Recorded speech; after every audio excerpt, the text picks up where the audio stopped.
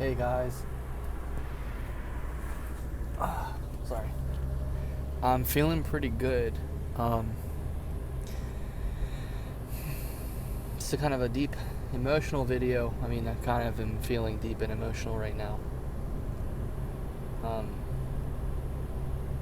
Not necessarily in a bad way, no. But I was thinking about something. I just got done visiting my brother, and he's new to the Christian faith, basically. And he just got baptized recently. And we had some interesting talks. Definitely didn't go. It didn't go very well at times. We have a hard time seeing eye to eye from time to time, and we kind of get into it sometimes, unfortunately. He was just really going, not to blame him, but just matter of factly speaking, he was going off pretty hard at me, and I stood my ground and told him, dude, don't talk to me like this, like very matter of factly, until I finally got his attention, and he realized it and he apologized afterwards, but it was quite crazy, it was quite intense, and it was about Joseph Smith, and I'm not trying to push the agenda to talk to him about certain things, but at the same time, whenever I see, we've talked about how he doesn't really want to talk about religion very much, so I'm respecting that. I'm standing on that. But in the past, I would basically, when you see an opportunity, you talk about it. So that's kind of where I was coming from. But I knew that he doesn't really see things the way that I do, of course, but. And then he has strong feelings against the church and against Joseph Smith, and et cetera, et cetera. And I was just trying to talk to him about some things, trying to reason some things out, trying to clear up some things, because it's like he had really strong feelings, and I was trying to just help explain some things, help tell the truth to help kind of alleviate some of those feelings,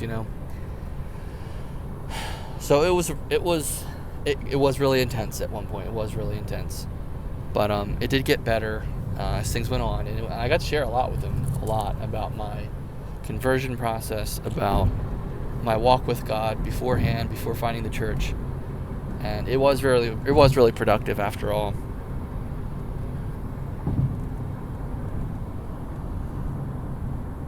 And so I'm really thankful for that. But it was definitely hard too at times. So, you live and you learn. Definitely live and learn. Hopefully you learn, right? Hopefully I learn. That's what I'm trying to do. But I wanted to make this video to talk about something that kind of came across my mind in the midst of, kind of as a result of talking to him about some things. And that is it's a part of my testimony.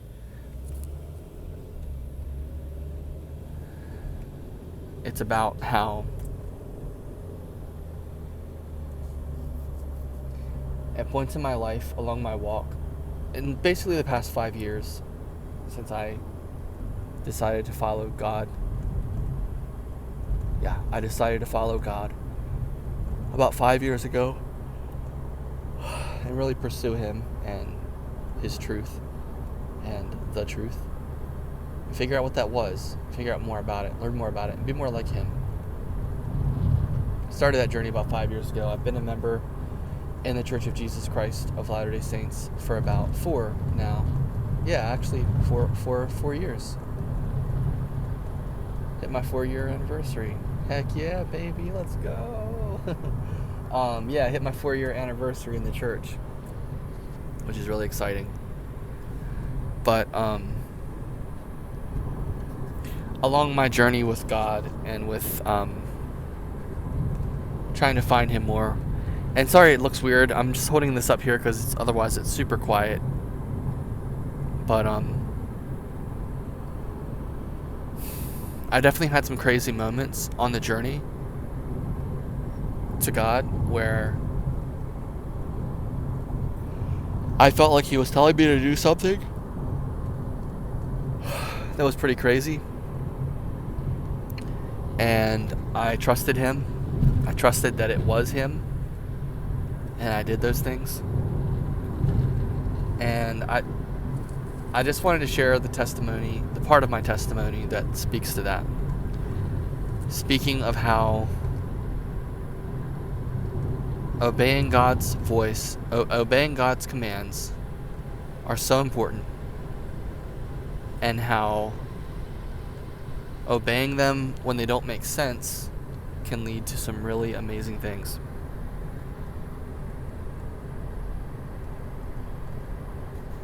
So I've shared this before, but I was working with my dad. My dad owns a company, a manufacturing company. And I was working there at his company. I'd worked there off and on throughout the years, basically. Here and there when I've needed to, when I've had like lapses in other employment or different things, when I was in various places in my life. And I worked there and I was focusing, at this point in time I worked there, this was in 2020, and I was really focusing on God and trying to grow and do things better and trying to follow God, trying to do what God wanted me to do. And things were rough for me at the time at work. I was really struggling with my brother, the brother I just visited, who I love very much. We definitely butt heads sometimes, I tell you what. I was really having a hard time with him at the job, and I had some complaints about him being unsafe and endangering other people, namely myself. I was almost seriously hurt by him physically with a forklift, and I felt that, well, I also knew that, and this is totally anonymous, by the way, I have 5 brothers, and you're not going to be able to figure out which brother this is unless you are one of my brothers, or unless you know me well enough, which is unlikely that even if you know me well, it'll still be hard for you to figure out which brother this is, because most of you guys in YouTube land don't know me or my siblings well enough to figure out which brother this is. And so when I say this, I'm going to say this, but you're still not going to know who I'm talking about. So I knew this brother at the time was smoking marijuana in his life, and basically it was evident in his behavior, and we had both smoked it before in life growing up. Well, me in my mid-20s, him in his early 20s, and I had stopped. I realized it was wrong, and he was continuing to do so, and I was really frustrated by that. I was really angry. I was trying to set the good example, and it wasn't really working. At least it didn't seem like it was, because he was still smoking and stuff. And now here he is flying around the warehouse on a forklift. And I was just really kind of bugged out. He had already snapped. I can't remember if this happened before or after, but he had snapped one day at me because I playfully threw something at him as a joke, a small object, to kind of lighten the mood at work, to try to break up the monotony. And he snapped and got really angry at me and came over and knocked everything off the desk I was working at in a rage, swearing loud, as screaming as top of his lungs, screaming and swearing, and knocked everything off. And so I can't remember if that happened before or after, but another time I was sitting at the workstation working, and he comes barreling around the corner with a forklift and runs into a pallet which is right in front of my workstation, and it pushes up against the desk, which pushes up against me and pinned me between, just really dangerous situation. Really dangerous situation. I could have been seriously hurt. And I'm not one of those people that cries about things and is like, I could have been hurt, people could have been hurt, blah, blah, blah. I'm not that kind of person, but in this situation, I could have definitely seriously been hurt. And I was really upset and frustrated about the fact that I knew that he was smoking weed, and now he's in here operating machinery. And so I went and talked to my parents, my mom, my dad and my stepmom, who run the place, and told them about my concerns, told them about what happened. And it seemed to have fallen on deaf ears. It felt like they didn't really care. It felt like it didn't matter.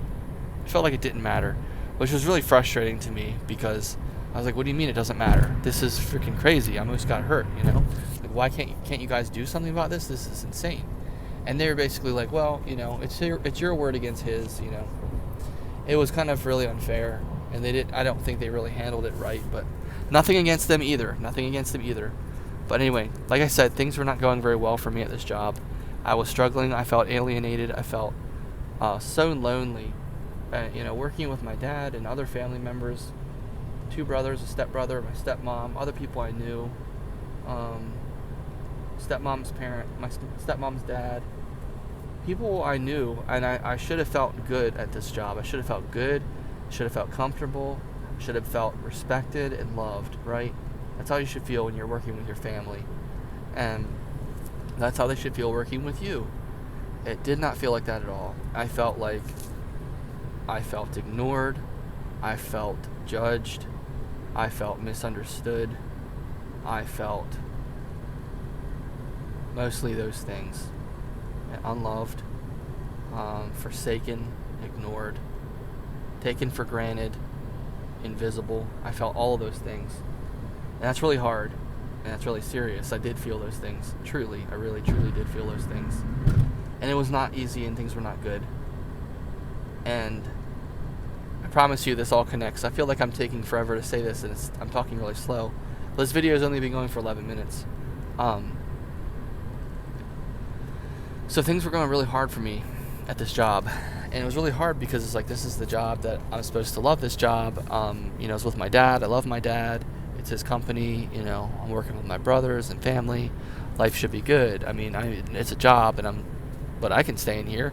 If my brothers can and they're younger than me, I can certainly stay in here, right? I can handle this. I can stay in here. I can stand the test of time and work this job for now, as long as I need to, I hadn't really given thought about what was next in life. I just knew that that's where I was and this is where I needed to be. This was my job. I had a responsibility, I had a duty, and I needed to do it. But all of those things are going on, and that's what I was dealing with. Just feeling really, really bad for a long time, for a while. And it started to get worse, and those things happened with my brother. Those were like the culmination points, but it was just rough, And so I was getting really close to God at the time, and I prayed to him. My brother said something really interesting today. He said he didn't think we would get closer to God. And it was interesting. I was like, what? That's another story. But I was getting really close to God. And I was really struggling. And I called out sick one day. And I was sick in multiple ways. I was sick mentally, I was sick physically, and I was sick spiritually. So I called out sick one day, right? And then the next day, I asked to go home early because I wasn't feeling good. Spiritually, really struggling. And went home then too. And just felt, I think this is basically what happened. I might be off on details, but this is the gist of it. And then the third day, some stuff happened and I felt so bad. And I was literally feeling like I'm in the freaking desert over here. I feel so ignored and I feel so taken for granted. I feel invisible. I feel like it don't matter. I feel a lot of really bad things. And I'm really struggling because it hurts the most when you feel those things from your family. Because your family's supposed to know you and love you. You're supposed to feel good around your family, right? But I felt all these really bad things, and it just kept on happening. And like I said, I called out from being sick, called out from being spiritually sick. And then here I am again, I'm in the same place, and I'm like, this is just painful. Not just pins and needles. I'm talking about there's a knife in me. I've been stabbed with a knife, and someone is twisting it. It was like that. And I prayed, and I asked God, I'm like, here's the thing, that when I prayed, I didn't just pray to ask God to know what to do. I prayed to ask God, and there's some important distinctions about this, and some people take this as a given, but it's an important distinction. I prayed to know what to do so that I could do it. That's an important distinction. That's a very Joseph Smith, not tooting my own horn, but that's a very Joseph Smith thing to do. Not just to know what to do, but so you can do it. Praying because you want to do what he wants you to do. And God answered me. And he gave me a hilarious answer. He would always make me laugh, and he still does in ways. He still does. I don't need to laugh as much nowadays because I'm just like, life is just good pretty much. It's not like it was then. But he would make me laugh a lot in different ways, in unique ways, in funny, in just hilarious ways. And I'm just sitting here praying at work, praying like, God, like dear Heavenly Father, please help me know what to do. What should I do? What should I do? And he was like, let me know when you're ready. And I was like, oh shoot.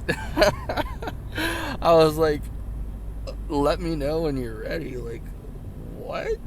I was like, homie's pulling like the trump card right now. He's like, bro, you think you're ready, don't you? I was like, oh shoot.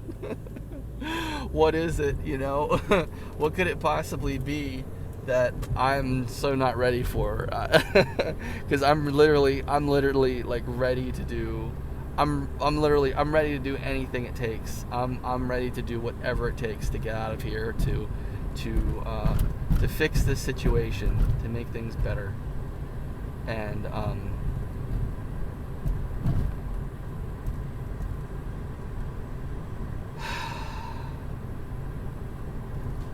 he tells me, let me know when you're ready. And so I laughed, because of course I laughed. Of course I did. I mean, why wouldn't you? Of course you would laugh. It's hilarious, right? Let me know when you're ready. Like, what the heck is he getting ready to ask me to do? Like, bro. Like, this is nuts. And I was like, all right. And then I was basically, okay, Lord, okay, fine, okay, fine, fine. And then I was like, I can sit here and try to get ready. I can try to be ready, or wait until I'm ready. Whatever that means, whenever that is, whenever I'm ready, whenever that point arrives, whenever that will be, whenever I'm ready. Like, what the heck does that mean besides what it actually is? What it would be cut besides verbatim what he said. And I was like, I can sit here and wait and be ready. But I was like, you know what? I'm really tired of this. I'm really tired of the situation. I'm really tired of being here. Not just like at work, like in this job, not like that, but yes, like that, but also like just, I'm really tired of being here in this situation. I'm really struggling. I really don't want to do this anymore. I want to be done. I want to get out of here. And I don't know how to do that. I've left early claiming sick.